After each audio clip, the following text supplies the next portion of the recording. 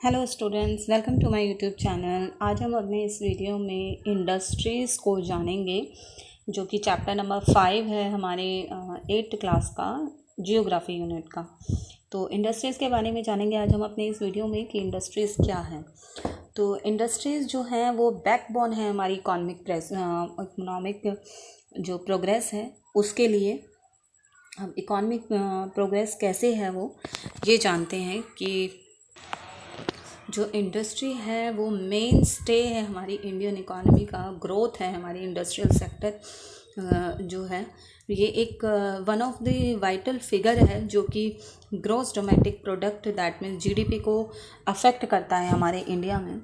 Industry जो है एक इकोनॉमिक एक्टिविटी है जिसमें जो गुड्स हैं, जो सामान है वो मैन्युफैक्चर किया जाता है और इंडस्ट्री में ही रॉ मटेरियल्स को कन्वर्ट किया जाता है यूज़फुल गुड्स में, जो कि बहुत ही हमारे लिए यूज़फुल जो सामान बनते हैं वो सभी हमारी इंडस्ट्रीज़ में ही बनते हैं, जो कि हमारे अलग अलग यूजेस में आते हैं और ये हमारे सेकेंडरी एक्टिविटी जानी जाती है। और जो मैन्युफैक्चरिंग चेंज होता है उसे हम सेकेंडरी एक्टिविटी कहते हैं। और जो ये इंक्रीमेंट है हमारा, जो यूज़फुलनेस जो थिंग्स हैं, हमारी जो गुड्स हैं, ये इसी की वजह से हमारी जो मार्केट है, हमारी जो इंडस्ट्रीज़ हैं वो उनका भी इंक्रीमेंट हो रहा है और उनकी जो वैल्यू है वो मार्केट में बढ़ जाती है। जब रॉ मटेरियल होता है तो उसकी जो वैल्यू होती है वो कम होती है और जब वो रॉ मटेरियल सेकेंडरी प्रोडक्ट में या फिर मैन्युफैक्चरिंग हो जाता है किसी दूसरी चीज़ में, जब वो बन जाता है, बदल जाता है, तो उसकी जो वैल्यू है वो कई गुना बढ़ जाती है। एग्जाम्पल ले लेते हैं इसके लिए। एग्जाम्पल के लिए हम देखते हैं जो हमारा क्लोथ्स हैं, जो कपड़े हैं जिन्हें हम पहनते हैं वो कॉटन से तैयार होते हैं। अब जो क्लॉथ्स हम देखें तो हमारे लिए कितना यूज़फुल होते हैं हम सभी जानते हैं, आप स्टूडेंट्स भी जानते हैं कि हम हर मौसम में कपड़े जो होते हैं वो अलग पहनते हैं। तो इस तरह से हम जान सकते हैं कि हमारे जो कपड़े हैं वो कितना हमारे लिए यूज़फुल होते हैं। Then cotton. अब जो कॉटन है वो हमारा एक रॉ मटेरियल होता है, इंडस्ट्री में वो रॉ मटेरियल के रूप में यूज़ होता है और जो मार्केट वैल्यू उस कॉटन की जो होती है, जब वो क्लॉथ में बदलता है तो उसकी मार्केट वैल्यू कई गुना बढ़ जाती है, जबकि जब वो सिर्फ कॉटन रहता है तो उसकी वैल्यू कम रहती है देन क्लॉथ। तो इस प्रकार से ये जो मैंने आपको एक एग्जांपल दिया इससे प्रूफ होता है, ये एक सबूत है कि जो नेचुरल रिसोर्सेज हैं जब वो यूज़फुल रिसोर्सेज में जब वो कन्वर्ट होते हैं तो उसका जो रिज़ल्ट है वो इंडस्ट्रीज़ के द्वारा ही निकलता है और वो इकोनॉमिक यूटिलिटी बन जाती है, एक रिसोर्स बन जाती है हमारे लिए, जिसका जो रिज़ल्ट है वो कई गुना बढ़ जाता है। तो ये एक सिर्फ एक हेल्प है, हमारी इंडस्ट्रीज़ की हेल्प के साथ ही हो सकता है। जैसे कि स्टील है जो कि प्रिपेयर होता है आयरन ऑर में से प्रिपेयर होता है, और यूटेंसिल्स हैं हमारे जो भी बर्तन होते हैं वो एल्यूमिनियम से बनते हैं, वायर्स हैं जो कि कॉपर से बनती हैं, फर्नीचर है लकड़ी से बनता है। तो इंडस्ट्रीज़ जो हैं वो अलग अलग तरह की, अलग अलग साइज़ की हैं। दैट मीन्स उसमें भी साइज़ अवेलेबल हैं, स्मॉल मीडियम लार्ज, जिनके बारे में हम आगे वीडियो में डिस्कस करेंगे।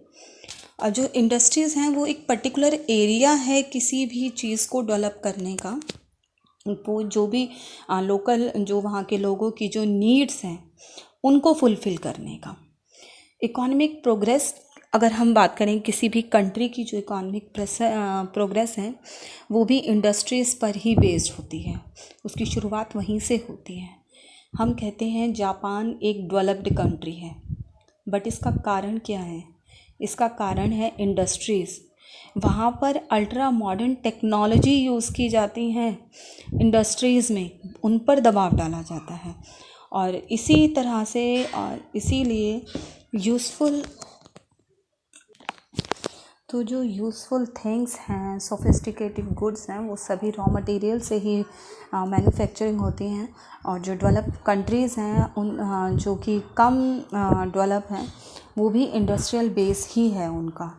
तो इंडस्ट्रियल सिर्फ मैन्युफैक्चरिंग नहीं है गुड्स का, कि बस सामान बनने का नहीं है, बल्कि वो प्रोवाइड करती है एम्प्लॉयमेंट की अपॉर्चुनिटी को भी प्रोवाइड करती है और किसी भी इकोनॉमिक कंडीशन की स्ट्रेंथ जो भी किसी एक कंट्री की जो इकोनॉमिक कंडीशन है वो उसकी स्ट्रेंथ है, और उसको सिर्फ़ और सिर्फ इसी चीज़ से नापा जा सकता है, असेस्ड किया जा सकता है कि number, type and annual production जो है इंडस्ट्रियल यूनिट्स की, कि दैट मीन्स किसी भी कंट्री में जो एनुअली प्रोडक्शन है इंडस्ट्रियल की, उनकी जो नंबर है, उनके जो टाइप हैं, कितने आते हैं, किस तरह से आते हैं, ये सभी चीज़ें इकोनॉमिक कंडीशन की स्ट्रेंथ है।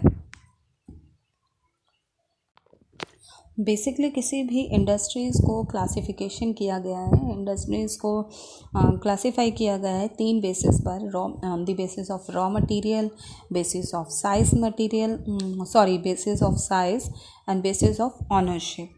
तो रॉ मटेरियल की अगर देखें तो सबसे पहले जो आता है हमारे लिए कि रॉ मटेरियल में जिसमें हमारे आते हैं एग्रो बेस्ड इंडस्ट्रीज़ आती हैं।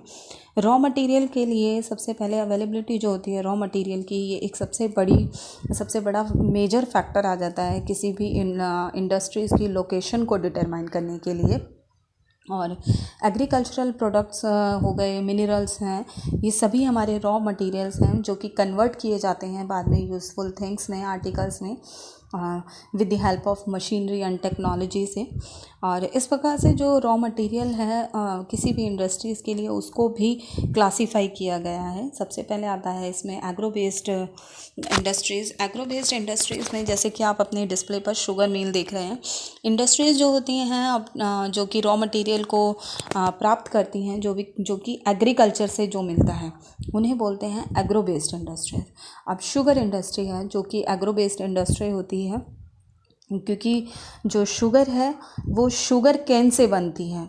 तो ये एक आपके लिए एक अच्छा वाला एक एग्जाम्पल मिल जाता है आपको एक एग्रो बेस्ड इंडस्ट्रीज़ के लिए, जो कि एक एग्रीकल्चरल प्रोडक्ट है, हम सभी जानते हैं शुगर कैन। और इसके लिए अदर एग्जाम्पल भी आ जाता है, जैसे एग्रो बेस्ड इंडस्ट्रीज़ के लिए कॉटन है, जूट टेक्सटाइल है, फूड प्रोसेसिंग, वेजिटेबल्स, ऑयल्स।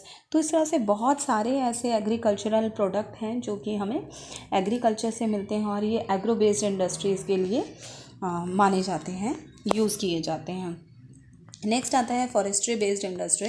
अब फॉरेस्ट्री बेस्ड इंडस्ट्री जो होती हैं वो इंडस्ट्रीज़ जो कि हमें जंगल से जो लकड़ियाँ मिलती हैं या फिर जंगल से जो भी हमें रॉ मटेरियल मिलता है, उनको हम फॉरेस्ट बेस्ड इंडस्ट्रीज़ बोलते हैं। एग्जांपल के लिए अगर हम पेपर, फर्नीचर, कार्डबोर्ड, रेजिन, इन सब का अगर हम मैन्युफैक्चर करते हैं तो ये जो बेस्ड हैं ये फॉरेस्ट बेस्ड इंडस्ट्रीज़ हैं, और इनको भी कैटेगराइज़ किया गया है एज एग्रो बेस्ड इंडस्ट्रीज़। इनको कैटेगराइज़ किया गया है क्योंकि जो वेजिटेशन है वो भी हमें जंगल से ही मिलनी है। एग्रीकल्चर एग्रो बेस्ड है, फॉरेस्ट बेस्ड, ये दोनों में आता है हमारे, और इसीलिए इसको वेजिटेशन बेस्ड इंडस्ट्रीज़ भी बोलते हैं।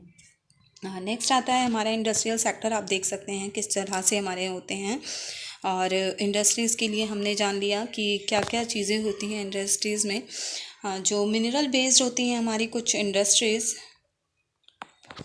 तो मिनरल बेस्ड जो इंडस्ट्रीज़ होती हैं उसमें हम रॉ मटेरियल यूज़ करते हैं मिनरल्स का ही, जो कि मिनरल से हमें मिलता है। रॉक्स से हमें मिनरल बेस्ड इंडस्ट्रीज़ भी जानी जाती हैं, जो कि कुछ एग्जांपल के लिए जैसे आयरन का मैन्युफैक्चर है, या फिर स्टील आइटम्स हैं, utensils, aluminium doors, cement, machinery etcetera. ये जो चीज़ें हैं ये सभी मिनरल बेस्ड इंडस्ट्रीज़ के एग्जांपल्स हैं।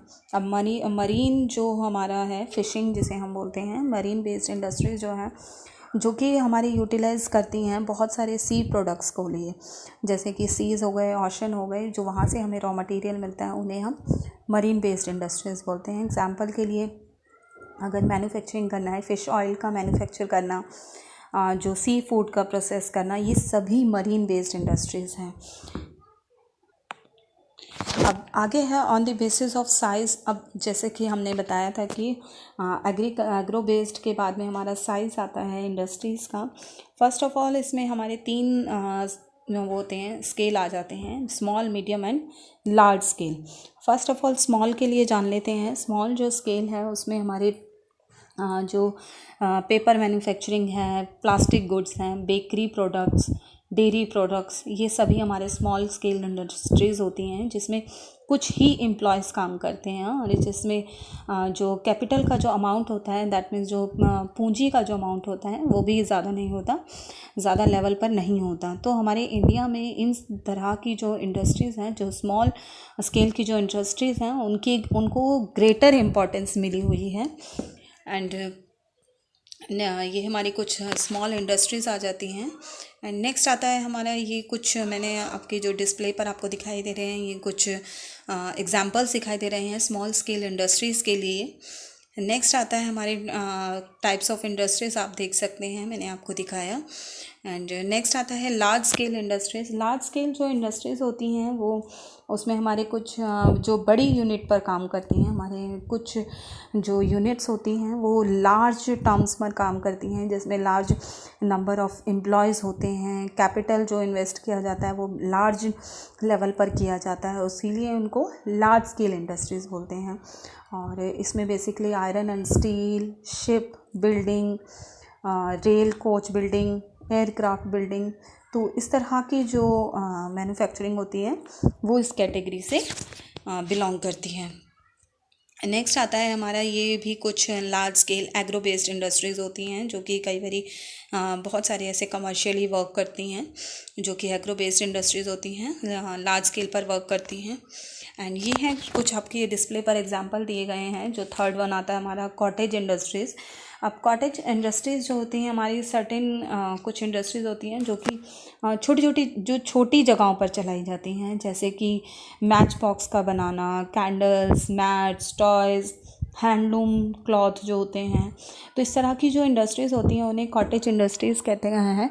और इसमें क्योंकि ज़्यादा कैपिटल जो होता है, अमाउंट ऑफ कैपिटल वो यूज़ नहीं होता, तो इन्हें हम कॉटेज इंडस्ट्रीज़ कहते हैं। आज के वीडियो में बस इतना ही। नेक्स्ट वीडियो में हम जानेंगे कि ऑनरशिप पर किस तरह से क्लासीफाई किया गया है इंडस्ट्रीज़ को। Thanks for watching this video. Please like, share and subscribe my channel.